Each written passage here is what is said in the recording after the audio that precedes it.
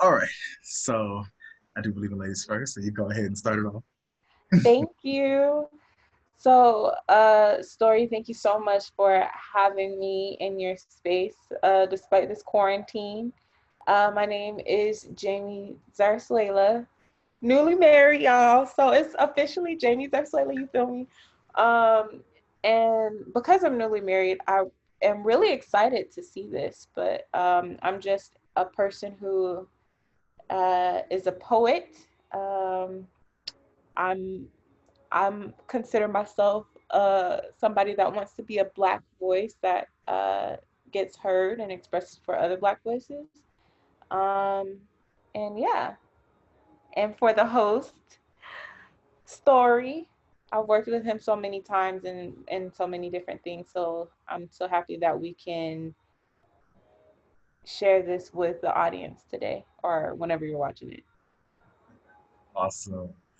Well, guys, my name is Story. It's Story, my real name on here, which I should have changed. Oh well. um, I am ecstatic about this. We are going to give you guys a live reaction to the table talk. I've not seen it, so I've been hearing opinions all day, but I just can't wait to get started. I've worked with her, like she said, so many times in so many projects. So this is just another great opportunity for us to come together, unite, and just be our great unfiltered selves. Um, Definitely want to second that. I want us to, we need these conversations. I feel Right. that we, as Black people, we're quick to shun each other, we're quick to judge each other. But this isn't Especially about in any of cancel that. culture. It's about holding each other accountable and having conversations that are uncomfortable and being able to have conversations that will help to propel us as a race and our culture just forward in general. So this is an exciting moment. Yeah, so I'm really excited. Like you said, Story, I was watching a video by Shannon Boodram who said that we should be judging them. We'll get into why we should be not judging them, but we should be judging. Period. Um, and we'll probably get into that a little later on. But without further ado, I can go ahead and click play. Okay. This red table for me, just all the stuff that's going on in the press. I felt like it was important to come to the table to really clear the air. Somebody made a statement for me that wasn't a statement I made that went cray cray. And one of the reasons why I wanted to come to the table is the media, the headlines. We specifically never said anything. Yes. We were purposely not saying anything. Any headline that says Jada said or Will said or the Smith said is not true. We've specifically never said anything. Right. So coming to the table was like, we just felt like it got to the point where you got to say something. Yeah, and to stop that cycle. Yeah. There's people's feelings involved. Right. Right. And at the end of the day, I don't like how all of this came to be. But that doesn't matter. It's all love. Honestly. And I would usually not, that would be something I wouldn't comment on at all. Yeah. And I feel like it's a situation that I consider private. You just feel like it ain't really nobody's business. Yeah. But now Black Twitter has claimed it as their business. But I feel like it's healing that needs to happen. And I know there's a lot of stuff going on in the world right now. Yeah. Even though this is minuscule, I do feel like it's these kinds of things that create the world that we're in. And the idea of not communicating, not talking about it, not clearing the air, and just being as transparent. Just being transparent. And I'm here with you. I thank you for that, because you've been on a hell of a journey with me. So that's what we're going to start with. This is a very personal journey. Yeah. That became very public. Yes, absolutely. For whatever reason. So what happened, Jada? Okay, so let's start with, I guess about 4.5 years ago. Yeah. I think it was about 4.5, 4 years ago. Started a friendship with August. And we actually became really, really good friends. And it all started with him just needing some help. You know, me wanting to help his health, his mental state. Because for me, that was the thing when Aug first came around, he was really sick. He was really, really sick, yeah. And the outpouring for him from our family was initially about his health. Yeah. And I mean, we found all those different resources, you know, to help pull him through. And from there, you know, you and I were going through a very difficult time. Yeah. And we decided... I was done with your ass. Yeah, you kicked me to the curb. I was done with you. Yeah. Marriages have that, though. Yeah, Marriages have that. Yeah, we basically, we broke up. We decided that we were going to separate for a period of time, and you go figure out how to make yourself happy, and I'll figure out how to make myself happy. Well, at that particular point in time, it was indefinite. Yeah, I really felt like we could be over. You know? We were over. And then what did you do, Jada? Well, you know, I think from there, you know, as time went on, I got into a different kind of entanglement with August. And one thing I want to get clear about and clean up, one of the things that was kind of swirling in the press about you giving permission, which is, you know, the only person that can give permission in that particular circumstance is myself. Yes, exactly. Yeah. But what August was probably trying to communicate, because I could actually see how he would perceive it as permission, because we were separated amicably.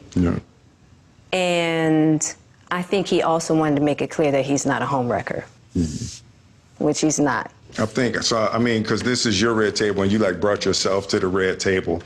I think you need to say clearly what happened. As far as what? You and I decided we were going to take our space, and what happened? Yeah, and then I got into an entanglement with August. That's what I said. An entanglement? Yes. Yes. A relationship? Yes, it was a relationship. Absolutely. I was in a lot of pain, and I was very broken.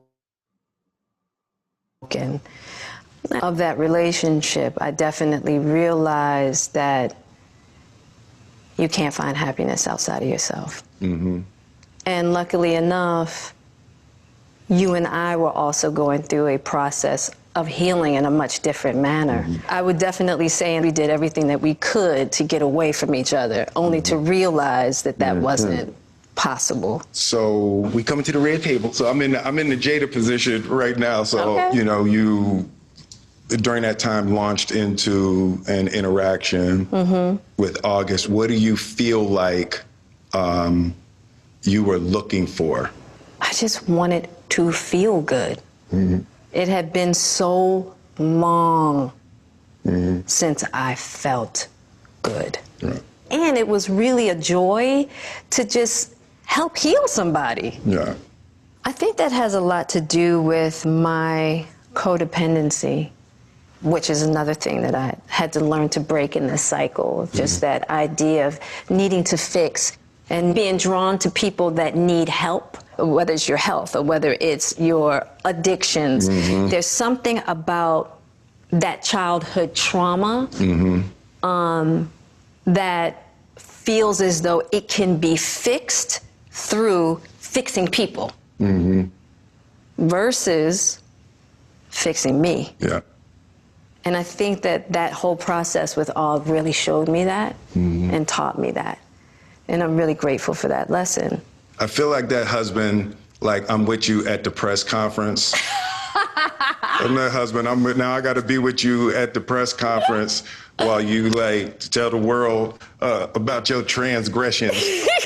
Like, I love my baby. I'm gonna stand by my baby no matter what. Well, you know, I definitely understand why it would look that way or feel that way, but I actually don't look at it as a transgression at all. Through that particular journey, I learned so much about myself and was able to really confront a lot of emotional immaturity, emotional insecurity, and I was really able to do some really deep healing. You know, and as I came through and started to realize certain things about you and I, he decided to break all communication with me, which was totally understandable. And I let that be and hadn't talked to him since. So it is a little weird that all this stuff is coming out now, since this was because for me, this was years ago, right? You know, so the fact that it's coming up now, and I think it could feel weird for people that we're laughing and talking about it, but it happened so long ago. You know, and our experiences of working through it, fighting through it, talking through it, therapizing through it. I think that the why now is weird. Yeah, when I say it's been a huge healing on my life, and just what I had to confront and discover, you know, about myself, the ugly truths and the beauty. So it was something that I felt like wasn't really ready to be discussed because there hadn't been that healing, because he hasn't wanted to, you know, Og and I haven't talked in so long, you know what I mean? So I don't know, this all seemed very strange, you know, but I'm grateful for the journey that you and I have had together.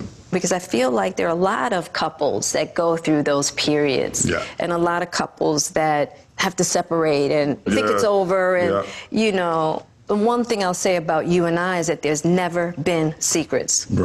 We came together young, and we were both broken in our own ways, and to be able to make mistakes without the fear of losing your family is so critical. It's the idea of any relationship and trying to get to deeper understanding of love is going to be forged in fire. There's no way around it. And I think that one of the things that I'm deeply grateful in this whole process between you and I is that we have really gotten to that new place of unconditional love. Because I wasn't sure I was ever going to speak to you again. I know. Yeah, like the fact that I'm speaking to you again is a miracle. I would agree. No, but it ain't for the weak at heart. There's just certain things that you have to go through, and it's like... And I wish, you know, I wish that wasn't the case. I do. I wish that wasn't the case. I sure wish it could be all magic and miracles. Yeah. You got to go through some to get the answers. You know, and I'm just happy because I definitely believe that you and I, we never, ever, ever thought that we would make it back. There's a real power in just knowing somebody's riding with you no matter what. And you really can't know that until you go through some stuff, you know. I don't want to go through this no more. No, I don't either. I'm going to get you back first. And then you're gonna get me back. I think you've got me back. I think we're good on that, okay? Okay, that's probably true. You know, but and I don't think it's about getting anybody back. No, for me it is. Okay. I'll give you that petty if that's what you want. But you know, I will definitely say it's just part of it. You know, if you expect to be with somebody for a lifetime. 25 years and counting. We ride together. We die together. Bad marriage for life.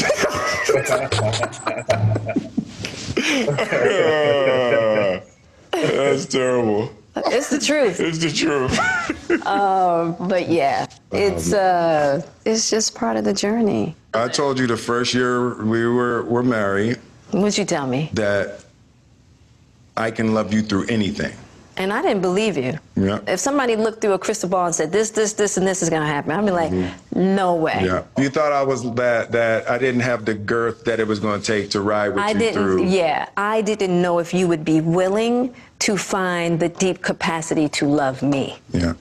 How am I doing? You're doing great. Mm-hmm. All right. Yeah, you're awesome.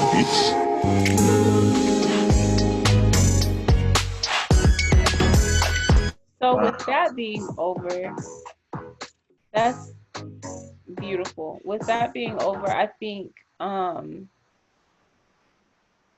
we should definitely dive into that conversation. I think that's You know what's so funny is watching the video. Before watching the video, you know, I initially was ready to rip them apart. Like I was like, okay, this is just damage control, and you know, it's going to be just a lot of nonsense. But I actually left that video, you know, feeling refreshed. Like that is the epitome of a relationship. A lot of people, I think, tend to go through things in a relationship and they're quick to say, or they're quick to throw someone away. Or people who are not in relationships, especially long term ones, are quick to see and hear these things that they're going through and that they're dealing with, like a lot of men, that and just quick to cast someone away. But if you truly want that eternal, that lifetime relationship, that partnership, that marriage, you're going to go through some things. You're going to have to decide if the person you're dealing with, if they're bad, is too bad for you to deal with, or if it's just enough. I'm sorry, I'm looking at my little cutie that spawned from my commitment Right. of eternal. But yeah, I agree. I think that there's something about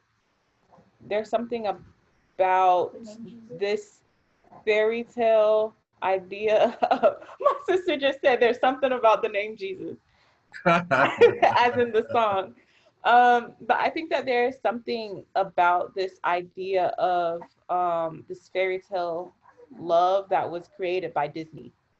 I think that there's something about this um, dream that we've created through movie Wonderland Magic and all this other stuff of how love is supposed to be versus what love looks like, what love is, and what a relationship that is a lifetime partnership is supposed to look like.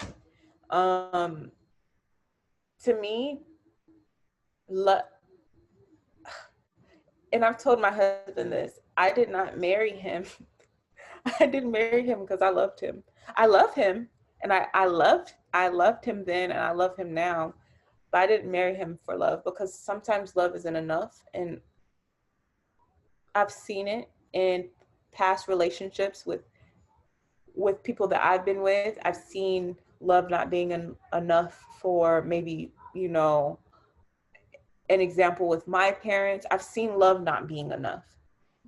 Marrying somebody out of just because I love you in this moment, it's not always going to be enough.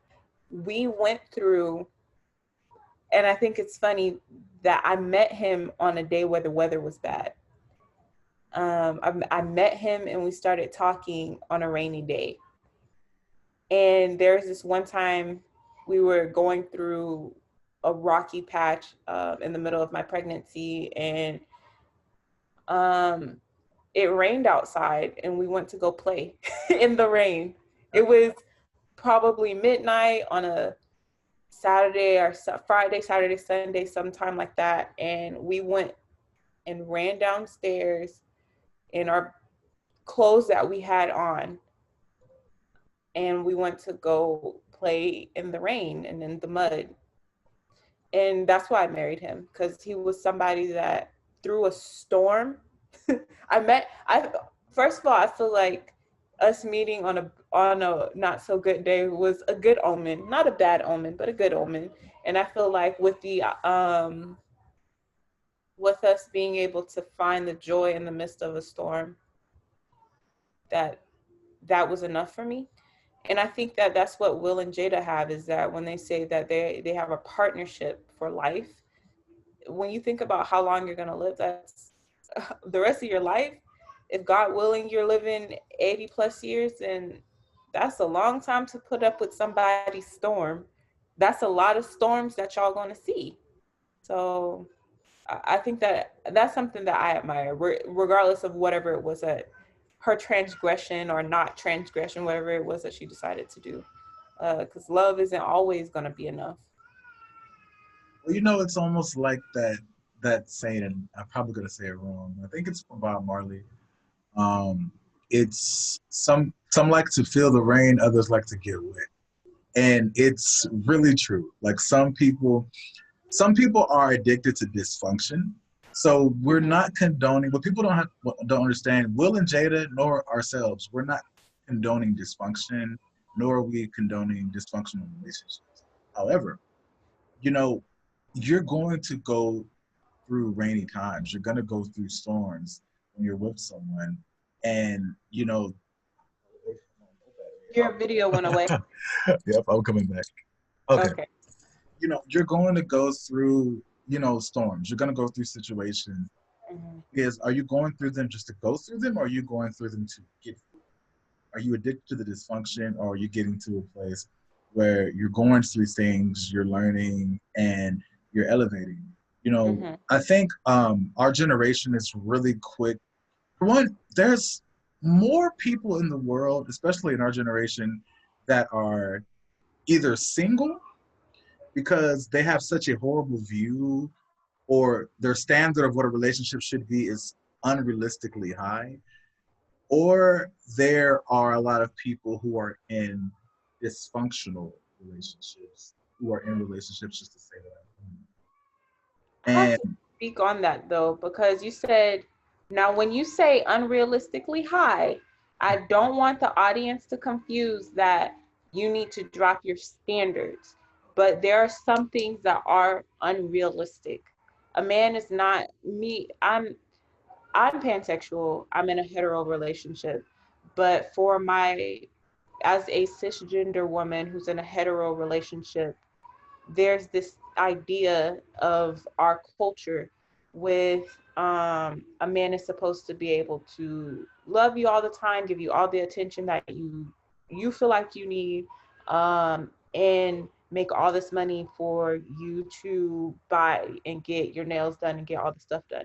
Girl, he don't got enough time to go to work and then give you all this attention and make give you all this money and have all the vacations. So understand that your standards, like, yes, you're supposed, if your standards are, a man is supposed to be taking out the trash every time and I don't need to be, okay, a man is supposed to be opening my door every time we get out the car, okay.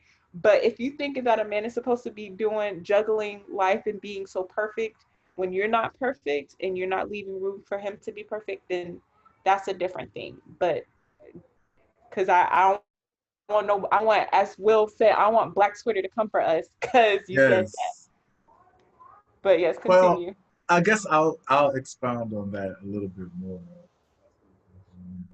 Um, Oh, my bad. My bad. You was talking no, no, no. about you was talking about standard there the type of relationships that we have. There are people, there's a lot more single people, there's a lot more people in Right. toxic relationships. Yes. Well, okay. So for me, as far as sexuality, I don't really identify as anything. But however, I have been with the same person for 8 years. So, you know, 8 years we've is a long time. definitely had our ups and downs, but we've kind of gone the Will and Jada route about it. We really keep our business to ourselves, really private. Um, but the thing is, we have gone through hell and back. And at the beginning, if people knew what we were dealing with and what we were going through, they would probably say, "You guys are not meant to be together. Hell no, you need to leave that situation." You know, but when people would see us out in public, "Oh, y'all the perfect couple. Oh, goals, goals, goals." No idea what we were going through, you know, behind closed doors. I Mm-hmm. think there's this addiction to fame. A lot of people get in these relationships where it's like as soon as they get with them, look at me, my boyfriend. Oh, look at me, my girlfriend. Oh, goals. Oh, That's what's that trip on anniversary? You know, and it's like you're opening Pandora's box for the world to judge your relationship while you're still getting to know each other. So at this point, it gets to the point to where you don't even have the chance to figure out what is my need, what is your need, what is a deal breaker, what is not a deal breaker, because you're mm-hmm. honestly giving the world the option to decide that for you. Mm-hmm. You know, and for me, it was about just really trying to set those boundaries. And, you know, I really, I feel like, especially in our community, we don't really get a lot of examples of love to look Right. up to. A lot of us grew up in single parent homes, Mm-hmm. you know, or were raised by our grandparents.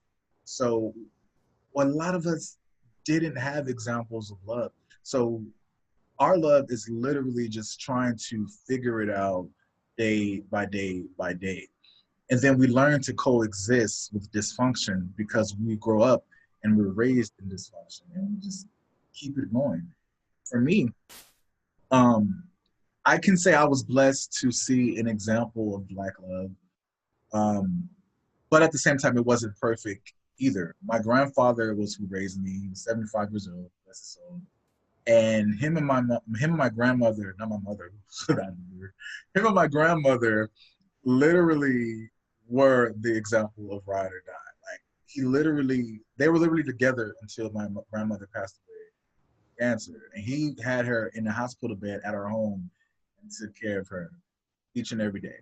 Even after she passed away, he went to her gravesite and brought her favorite flower and dragged me right along with him once a week for like years after she passed away. That was the type of love that I always told myself that I wanted to have. Like, I didn't know that they had any problems until recently. I recently found out they had some Will and Jada moments. He had a whole girlfriend who he was bringing around the whole family. I thought she was just a friend of the family. And she had men that she was dealing with at some point. And I'm just like, oh my goodness, like I did not know all this. But Right. they were able to work through all of it. And of course, I don't know exactly what caused those situations to occur. And it's not for me to know. But what I do know is that at the end of the day, you know, when he needed her and when she needed him, they were there for each other. And there was a certain level of respect. Right. To expound on what you said about, you know, marrying for love, I actually agree with you. It needs to be a combination, it needs to be a balance of love and practicality because some people fall in love really quickly and no judgment. But, you know, if you meet somebody and you marry them after like 2 months and you're like, oh, I love them and they love me and we get married, but you don't know anything about them, you Me and my know, they, their credit is, you know, way below the average. You know, they've never had a job before, or they don't know the first thing, you know, they don't even know how to pay a light bill, or they don't know how to pay the rent, or they don't know what it means to be a responsible working adult. But you love them though, but they love you. You know, that uh probably I'll won't. take the practicality over the love in that situation. It's not always going to be enough, and that's something that I've learned because we have been married. We'll be married for we're going on 2 years of being together and like almost 6 months of being married, and Okay. it's we've lived together. We lived together for about a year or so, and it was really funny. Actually, more than that, because like I feel like we started dating, or I feel like I was his girlfriend when we started dating, and I was his wife or his fiance when I became his girlfriend. Because I just moved that fast with him, and it was that easy to be with him. Uh, and we're complete opposites. And to piggyback on what you were saying, we with us being complete opposites, you don't know somebody's credit score. I had no credit walking into our relationship, but he taught me credit. The greatest lesson that I've learned these past 2 years was with him. As an adult, the greatest lessons that I've been learning were with him, because he would show me even how to manage my money. He's really, really kind. A quick story was that I remember one time I had like not enough money to pay for my car note. And I didn't want to have to ask him, but I was so stressed. And I was just like, I'm gonna have to just, have $45 in my bank account for like 2 weeks because I don't get paid for another 2 weeks. And he sat me down and he really was just like, you know, you needed $250. You spent, $4 a day on Starbucks. You spent money here. You went out to eat here. That was $20 there. You bought new shoes here. That's $250 for your car that you spent in the past 2 weeks that you could have waited.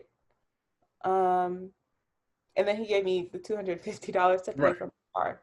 And he didn't judge me in that moment. He just said, this is where you could have and you didn't. And I haven't moved like that since, where I'm just, buying stuff willy-nilly and not looking at bills first, or making sure that it's not being paid. Um, I'm ashamed that I was early in my 20s and still doing stuff like that, and I should not have been. But I mean, again, I'm early in my 20s, and there's room for error, and he didn't judge me in that moment. He just corrected me in love, and he's always been that way. I think that that's my style of teaching, and because we just communicate well in those aspects, that was one reason. Because we can communicate, that was one reason why I like him. We're totally opposite. We still have the same core values and stuff like that, but where I'm a very free and open person, he's very reserved, somewhat shy, and skeptical and cautious about who he's letting in, which leads me on to this question for you, which is, how much of your relationship are we supposed to see? Because you touched based on, well, we live in this Instagram culture where we're just showing our relationship. People are even showing the problems that they have on relationship. They're subbing that there's something wrong in their relationship. And I've literally seen, I've kid you not, I've seen a girl talk about how her man, am I allowed to cuss? She said her man needed a dick pump because he couldn't get hard or stay hard, and he wasn't big. And she took him back 2 months later. She was talking about, oh, he beats me and he stole my kid's PS4 that I bought him, and she took him back. And she's a couple months later, I think 3 or 4 months later, she said, oh, people say that we're bad together and that we're toxic, but we just love each other. That was her caption. I kid you I'm not. sorry, girl. If he's beating you and taking your kids' PlayStation, that's a whole nother level of riding down that I'm not here for. um so with that, how much of your relationship are, because my husband is reserved, like I said, how much are you, because, and I'm free, we're opposite in that spectrum. How much are you supposed to show in a relationship? Because he's taught me to be more reserved. I'm not going to tell you all my issues. I'm not going to do that. I'm not going to pretend like I'm not flawed either. I'm very open in showing my flaws and showing that I'm human.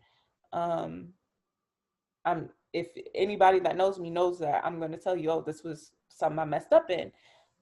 So what is that boundary, or is it not a cookie cutter fit for? Before I answer that question, I want to expound on what you talked about as far as, like, the whole money thing and him helping you with the balance of that.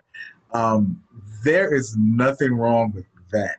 that's when people, when they talk about love and they talk about the business part of a relationship. See, sometimes think about when you start a new job, you may not know how to work the cash register at first, or you may not know, that you're only supposed to put 2 pieces of cheese on that patty instead of 3. Sometimes you have to get guided and you have to have that person, especially when you don't have that experience. The person that I'm with, people would be like, whoa, how could you work through that? Because I've always been a relationship type of person. I will say that in my past, I was a hoe looking for love.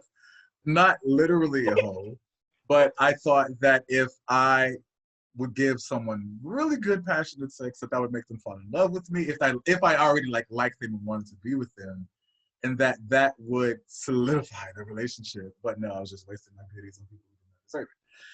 But with who I'm with now, when we got together at first, it was terrifying for me because they were 2 years younger than me, and I was traditionally used to dating people that were older than me. And they had, them hoes was in relationships. They had never been in a relationship before. So, because Okay. they were like irrelevant, but they were with them for like, I think 2 months. So, I mean, that was like their longest relationship, and they only had been with like 2 or 3 people prior to me. So I already knew going in, oh God, this is There going were to be things that work. you had to teach. Yeah, there's going to be things I have to teach. And those people, see, sometimes people can come into your life for a short period of time, but they can cause so much trauma and so much damage just within those weeks, just within Mhm. those months. And so the person that I'm with, when we got together, they were damaged. They had trauma, from the person or the people that they were with prior to me. I did as well, but I was at a place where I had finally learned how to stop being codependent, and I wanted to fall in love with myself again. So I was exercising every day, I was meditating every day, I cut off social media for 6 months, and I was just focused on myself. And I wasn't looking for a relationship. Traditionally, I would go from one relationship to the next. As soon as me and someone broke up, next week I already got a whole new relationship. Oh And wow, yeah. I was that guy. And, I got to the place where I stopped doing that. And I still had things that I had to learn. And I can connect with Jada when she said she felt, well, she didn't use the words fell in love with August, but she connected with August based off of that need to fix, that need to heal. And I noticed in almost every relationship I've been in, I've always identified something in that person that I'm good at that. They're not good at that. I can fix that. I can change that. I can help that.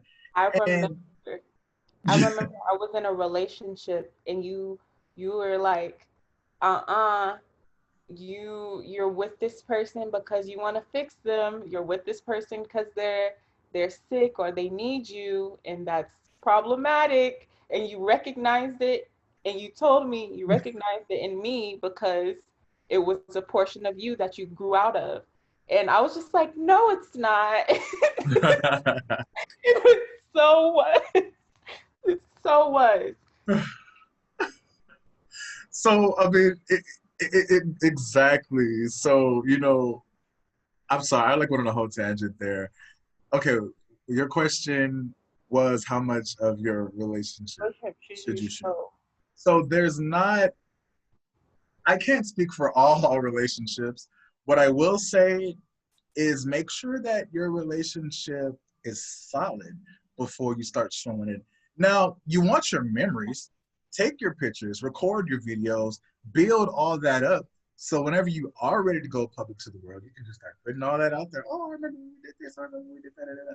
But I feel like you should really take the time because you hate looking, I mean, it's not about looking crazy, but I hate seeing people that like, y'all, you been in a relationship for 1 week and you got 1,000 pictures up with this person, and then by week 2, F this nigga, or single again, back on the prowl, and putting up all these different single captions, and like, you look crazy right now. And then the next week you got somebody else, and you're doing the same thing. So it's like, and I sound hypocritical because I said how I was moving on from one to the next. But what I did not do was publicly move on one to the You next. learned from that. You've learned from that lesson because, like you said, you've been with your partner for 8 years now. That's a testament to who you've become. Not only just your love for them, but your love for yourself and who you've become. Because y'all have been through stuff, but you loved yourself enough, and you've respected yourself enough to say, you know what, I'm not about to ruin this. So then there's that. What matters more in a relationship to you, love or respect? Gosh, gosh. That's so funny because my husband and I, um, we've had our ideas of respect are two different ideas.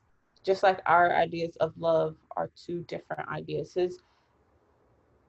His view of what a woman looks like, because my husband's Dominican, so he comes from a completely different culture than I do. We both came from the same household upbringing, very strong, independent mothers, um, who made it happen and taught us that we have to make it happen. But his idea of respect, what I mean, just probably because he's Dominican, is, and it's on a cultural level, as far as there's growth that I need to have because I didn't really grow up with a man and he grew up becoming a man. Um, our ideas of what respecting a man looks like, or respecting me and me respecting him, is kind of different. One example would be, I'm from Florida. When you're from Florida, you wear a bathing suit. You probably ain't gonna wear your whole, just your bathing suit at Walmart or into McDonald's, but you pretty much wearing just your bathing suit in McDonald's. You're gonna wear some shorts and your bathing suit top in McDonald's if you're about to go to the pool or whatever the case is. And so I really kind of move like, not, I'm not trying to be sexy. My I'm hot girl summer. I'm learning, you feel me? I'm learning. I'm not really a hot girl. I'm just a sexual, sensual mom now. Because of that, though, uh, he's like, it's disrespectful for you to be wearing your bathing suit like just willy nilly into any place. You need to put on a shirt and stuff. And me, I'm like, well, I'm just used to being able to flip flops and some shorts and my bathing suit top. Maybe it's not all, I'm not all out, but it's still just the bathing suit top. So because of that, there's things that I have to learn. Respect and love, I feel like they're both equally important. I think what's more important is, um, having a clear idea of what respect and love looks like. Like y'all both having a clear idea of what loving that person, what that person wants love to look like, and what you want love to look like, and them kind of aligning. Otherwise, my idea of love can be, somebody's idea of love can literally be, um, loving multiple people at the same time. And yours is being monogamous and only loving one person. So there has to be, I think, an aligning of the partners, their ideas of love, rather than one being over the other level of respect. I think that they're a mutual, um, seeing. And then to touch base on what you said old trauma in a new relationship. I think that's interesting. How do you think that you battled that with your relationship now? Because I'm still, I'm able to admit that I'm still battling old trauma, not just from past relationships, but also old trauma from my, what we went through in the past in my current relationship, or old trauma from what I saw with my parents, or what I saw somewhere. I'm dealing with, well, like in my head, a man can't be faithful. He's gonna want to step out one day. I feel like it's portions of me feel like that's a lie. Other portions of me, my past portions of me, feel like that's the truth. So how did you, with your partnership, deal with the bringing in and getting over old trauma in a new relationship or your relationship currently? What I will say to that is it's an it's it's an ongoing battle. That it's never gone. If anyone in this world tells you, "Oh, I've completely got rid of all my trauma," and I completely trust 100%, and everything is hunky dory. No, it does not work that way. What you Yeah. learn to do is suppress that trauma, and you learn that that trauma shouldn't outweigh the end goal for that relationship. Mm-hmm. So for me, I mean, what we like you said, we have trauma from our past with one another and our trauma from before. And you have to think they're a little bit more experienced than me when it comes to dating and stuff.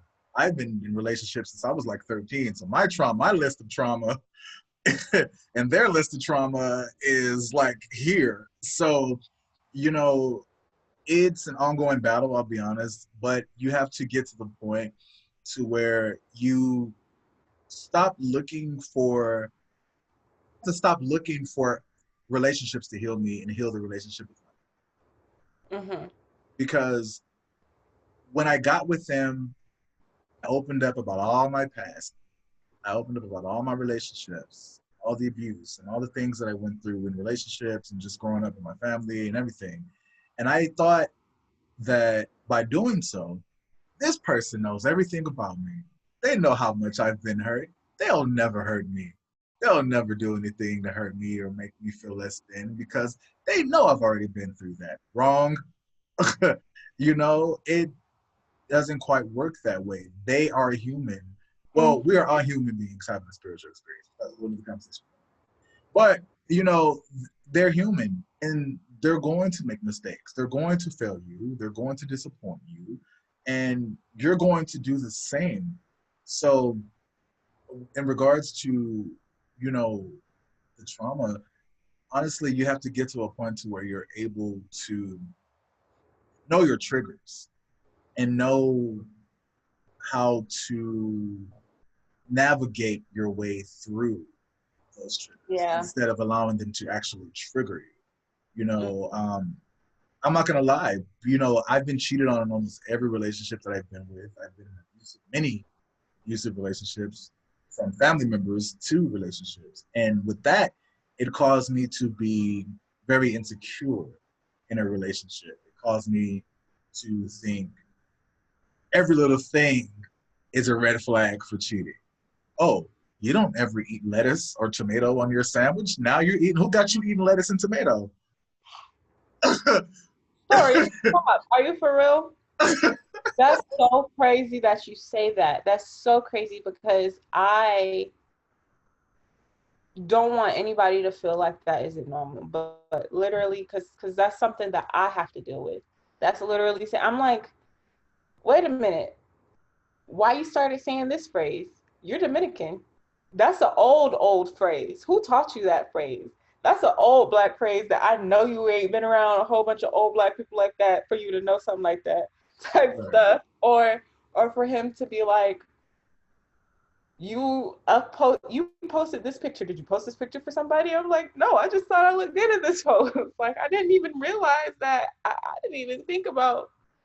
I wasn't even thinking about nobody except for myself when I posted this post. So yeah, I think that that's something that every relationship has to deal with, is not just dealing with past trauma. Because I have really worked my husband's patience. And I've really tested him. I've really tested his love. But I think also there has been times where the old this old trauma that he's dealt with me and then old trauma that you deal with somebody else in your past kind of mesh, and they create even a very create a very heightened experience. And I don't say that on more so on a personal level, but I think that that goes for everybody. And it doesn't just go for intimate relationship. Well, intimate in the sense of like your partnership, your life partner, somebody that you're choosing to be with. It could be a friend. It could be, you know, your mother, that you you've seen behavior in someone else, and then you've seen behavior with somebody that's right in front of you, and then you mesh the two, and your response, that trigger causes a response that you have to kind of grow out of. And that's what I think I'm in the stage of learning to do. I'm not perfect in that, but I think that I've become a lot better, because old Jamie ain't she ain't had it. She ain't had it, not a bit. Also, I heard Jada say um something. She said you can't find happiness outside of yourself. And she spoke about that previously too. She spoke about how Will kept trying to make her happy, and or something on her 40th birthday, and it wasn't how she wanted her birthday to go type thing or something like that. And I think that's really true, is that during my pregnancy, I was pregnant. And so it was hard and it was new. And my husband kept trying to make me happy. And it was like, why aren't you happy? I'm trying to do all these things. Am I not good enough? Type of a feel. And it had nothing to do with him. It had everything to do with the situation. uh, preg- Pregnancy can be painful sometimes, or it could just be annoying. And it's an individual thing. I can't be with you and you just be the reason why I'm happy, because once we take you away, or once we take whatever it is that you are, or once we take away this idea of how perfect you are, um, and you mess up and you become human to me, then I'm no longer happy again. And that shouldn't be a factor of happiness. Um, and that was also something that was something I learned a long time ago. As a teenager becoming an adult, was that no amount of drugs or sex or alcohol, or put in parentheses, no amount of that is gonna make you happy. You have to be your source of happiness. And I think that's also why relationships fail and fall out of love, because you based your happiness out of, we went and we did these things, or we were this way before, and you're holding on to this, and you're not seeing the evolution of yourself, that person, in who you are.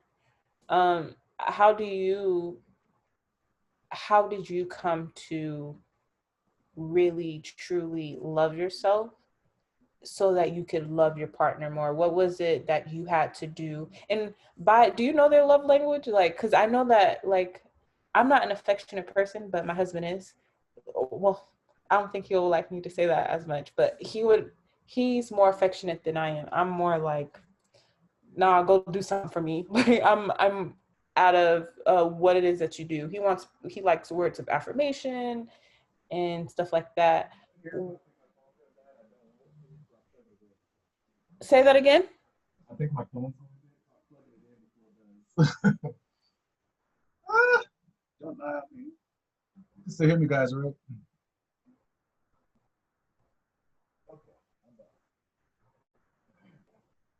Sorry about that. I should have had my phone already on the charger. All right. Oh, okay. What is what was your way, I guess, of, okay, this is me loving myself and this is how I can love my partner better? Um, well,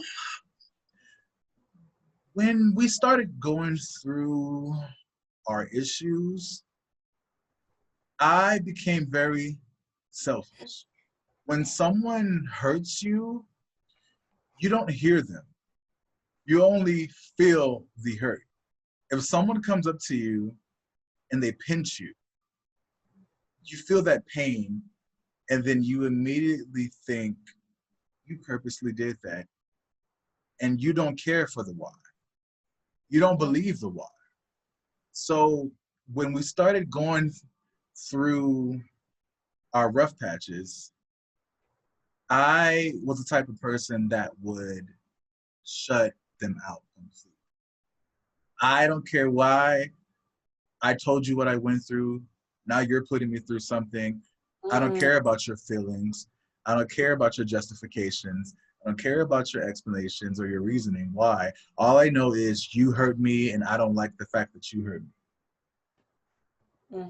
And when I finally learned, okay, let me actually, active listening is a real thing. And it's not just for work, it's not just for conversations, it's in all relationships. When I learned to stop talking at them and actually listen to what they were saying, their reasonings for why they did the things that they did doesn't excuse them, but it actually made sense to me. And I was able to shift my mentality in regards to how they handled certain situations, certain things. I guess I'll. So one of the situations that occurred was I had, which is why I'm so private now with my relationship. I think I had a best friend for over 12 years, and we were extremely close. And it wasn't an August Alsina situation at all. We never got close like that. But we told each other everything because my view of a friend, close friend at least, or a best friend, was like the movies, like how they tell each other everything. And we were like affectionate with each other, but not like in a sexual. And I mean, we would talk about our sex lives. I mean, just everything. And then it wasn't in a sense of trying to entice one another or turn each other on. It was just our regular conversation that we had been talking like that. Like, so I'm now in a new relationship with someone who got cheated on by their ex who cheated on them with their best friend. So they're hearing these conversations with me and my best friend, and that's sparring deja vu for them. They're thinking, okay, wow, I just got out of a situation where my ex cheated on me with their best friend, and here I am in a new relationship, and this person is talking about our sexual life or talking about their sexual experiences from the past with this person and telling them all of our business. Is this some weird, freaky, deaky love triangle that they're trying to incorporate me into? You know, and I took that as an excuse. I was like, how could you think that about me? Why would you think that about me? I'm not your ex, but you can't change the way someone thinks, by your words. Your actions is the only thing that can help to assist that elevation and that change. And I didn't care. I still continued my conversations of, our sexual life, our sexual encounters, or even when we had problems, my friend knew every single problem. What I did not know is that my friend was privately calling them and telling them all of our conversations, telling them everything that we were talking about.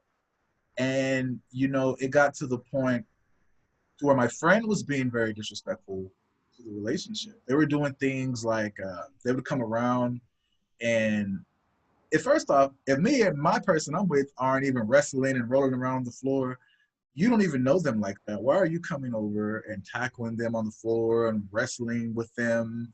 And, like, time out. Like, you live in a whole nother city. You shouldn't be that close to my boo. Like, it ain't, what is this? So, it just became to a point to where I had to cut that person off. And, and they're a doctor, so they should have had common sense. They're not, they had common sense. Well, no, I'll take that back, because some people can have book smarts and have no common sense at all. So, not being shady, but it's just,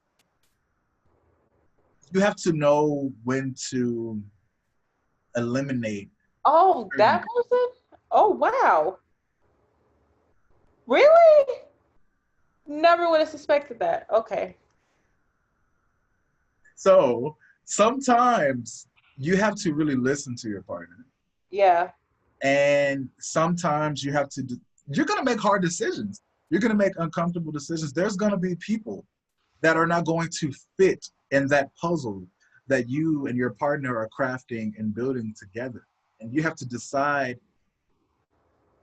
is this person worth messing up this whole masterpiece that we are building? Or do I just let them stay even though their piece clearly doesn't fit? Let me just jam this person or jam this situation into, my life, or our life, as I should say, even though it's clearly causing damage, it's clearly causing trauma, and it's clearly not working. So basically, long story short, if you're with somebody, and some people may disagree with this, now don't let no one control you. There's a thin line between control and compromise, okay? So Mhm. never be controlled. But if there's somebody clearly causing a problem and your man or your girl is telling you block that bitch, block that bitch. Don't argue with me. This person, let them go. I had that problem. I had that problem, and I was the problem.